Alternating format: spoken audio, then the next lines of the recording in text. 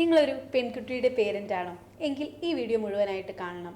ഞാൻ doctor Deepthi, specialist in early cancer detection and prevention, on cure preventive and health care centre, Kannur.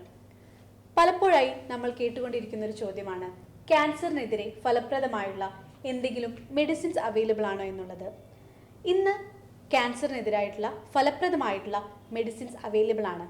ഞാൻ സംസാരിക്കാൻ പോകുന്നത് HPV വാക്സിനേഷനെ കുറിച്ചാണ്. HPV എന്ന് പറഞ്ഞാൽ ഹ്യൂമൻ പാപ്പിലോമ വൈറസ്. സ്ത്രീകളിൽ സെർവൈക്കൽ ക്യാൻസർ അഥവാ ഗർഭാശയഗള ക്യാൻസർ ഉണ്ടാക്കുന്ന ഒരു വൈറസാണ് HPV. ഇന്ന് ലോകത്തിലെ ഏറ്റവും കൂടുതൽ കാണുന്ന 4ാമത്തെ കോമൺ ക്യാൻസറാണ് സെർവൈക്കൽ ക്യാൻസർ. ഇന്ത്യയിലാകട്ടെ 2ാമത്തെ കോമൺ ക്യാൻസറാണ്. വിജയകരമായ പരീക്ഷണങ്ങൾക്കൊടുവിൽ 2008 ഈ വാക്സിനേഷൻ പുറത്തു വന്നത്.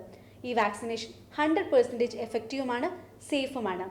ഇപ്പോൾ US, UK, Australia, Brazil, New Zealand, Canada എന്നീ രാജ്യങ്ങളിൽ ഈ വാക്സിനേഷൻ 100% എടുത്തു കഴിഞ്ഞു.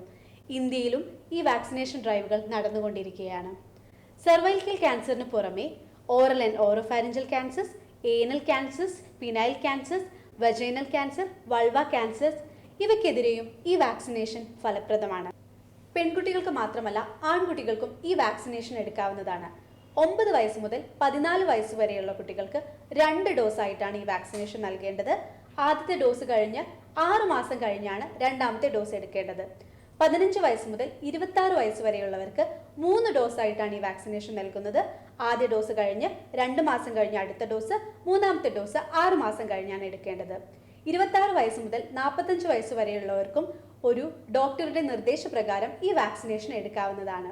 ഇപ്പോൾ HPV വാക്സിനേഷന്റെ ഏകദേശ വില 2000 മുതൽ 3000 രൂപ വരെയാണ്.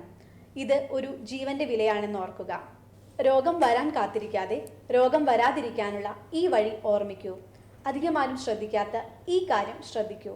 നിങ്ങളുടെ കുട്ടികൾക്ക് ഇന്ന് തന്നെ HPV വാക്സിനേഷൻ എടുക്കാനായി അടുത്തുള്ള ഹോസ്പിറ്റലുകളിലോ ക്യാൻസർ പ്രിവെന്റീവ് സെന്ററുകളിലോ കോൺടാക്ട് ചെയ്യൂ.